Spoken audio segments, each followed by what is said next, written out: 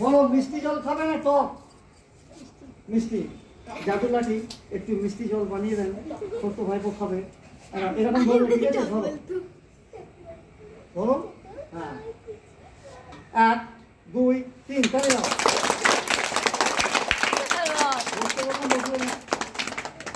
বুঝলে না? তোমরা এদিকে আসো। যাচ্ছে পেটে? যাচ্ছে না, তাই না? যাচ্ছে না?